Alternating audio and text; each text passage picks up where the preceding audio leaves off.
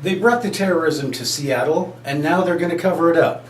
Coming up next on Deceptions of the Ages News.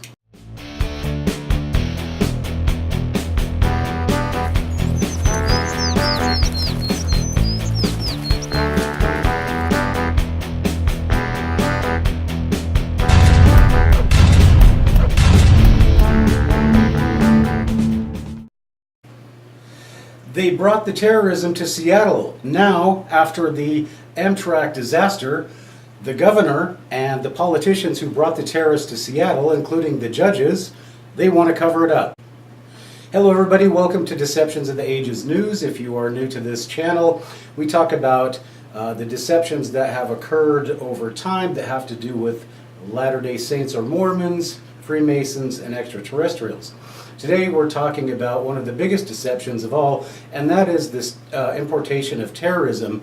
And there's now been a attack down south of here, and the government of Washington State is doing whatever it can to cover it up. Now, how do we know that it was a terrorist attack? Well, it's very simple. First of all, we need to look at the evidence, and then we need to look at the way that the state government of Washington, including the inept governor Inslee, is reacting to this situation. Now, before we go any farther, let's get a little bit of history into this. Now, Washington State is where we have a judge who, when there was a travel ban, he overruled Trump's travel ban, and as a result of that, Washington State has filled up with thousands and thousands of Somalis, Muslims, Iraqis. I mean, they are everywhere. And now there is a terrorist attack. And the one thing that these people who have gotten into power because they are associated with the real estate bubble that has happened here, and they are packing in as many people as they can, they are terrified, and they don't care who they brought in, as long as they can get a credit from a bank to buy a house to drive the price of houses up so them and their cronies get rich. So making all this money from bringing in all these questionable people, now we've got terrorism in Seattle. So let's look at some of the specifics of what actually happened in this Amtrak derailment.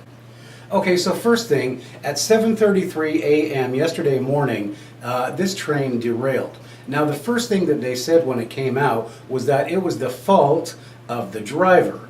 Isn't it always the fault of the driver? Without any evidence whatsoever, they said it was immediately the fault of the driver. Now, in the article that I'm going to quote to you, the governor of Washington State comes out and says, after the official story is that put out by the press that it's the driver's fault, the governor says, oh, we can't rush to judgment on anything, which really means we can't blame terrorism. Even though in this article that was published in the summer, we see that the ISIS elements in America and around Europe and the world are targeting American railway systems. And so at 7:33 a.m., when somebody who was going to commit the terror attack was able to do it under the cover of darkness, obviously, they derailed the train, they did whatever they did. And remember, this is also a brand new track. This is not an old track. And so when we have somebody like Trump who comes out and says, oh, this is evidence we need more infrastructure, well, dumbass, we actually had just built that train, and somehow it was able to derail and kill a bunch of people. And how many people it's killed, we don't even know yet. Now, we just have to look at history to see that when these terrorist attacks happen, the first thing that the government does is come out and say, oh, what a good job we're doing, and this just could not have been prevented, right? Well, it could have been prevented if you didn't let terrorist Muslims into the country.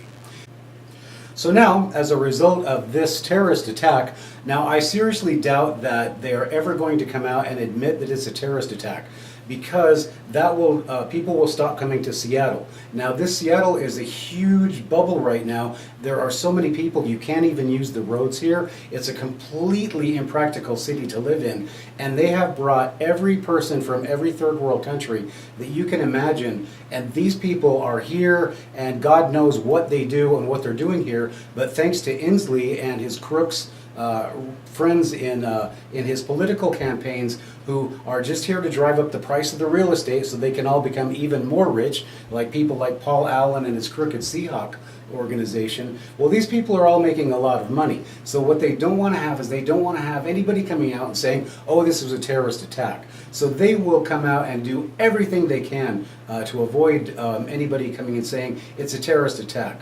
But read the article that I'm going to post here, and read the article that was published about ISIS is targeting rail lines now, saying that they can't defend all the rail lines in the United States. So at some point in time, this Muslim invasion is going to absolutely swamp us. And these traders who have let them in, these quislings, they're just going to throw up their hands, because you know what? They're just going to make more and more money because they get paid by security companies that we're going to need. They're going to have to build more roads. The price of houses keep going up. So they just make more money. But all the poor people, they have to suffer. They die. They have to live next to these people. They have their stuff stolen. Where I live right now in Washington State, there are break-ins in every building every night. We have so much crime that they're not even talking about it. So do you think that they're going to actually come out and say anything about that this Amtrak derailment is a terrorist attack? Absolutely not. I doubt they will. But anyway, it is a terrorist attack, and if you think any differently, you really are going to be in for a rude awakening, because this is just the first one of many. So I'm sorry to say this right before Christmas, but the Muslims did say they were going to attack Christians on our holidays. So that's the world we live in. That's the world brought to you by our government. And if you want a different government, then I'm going to run for governor in 2020 for Washington State.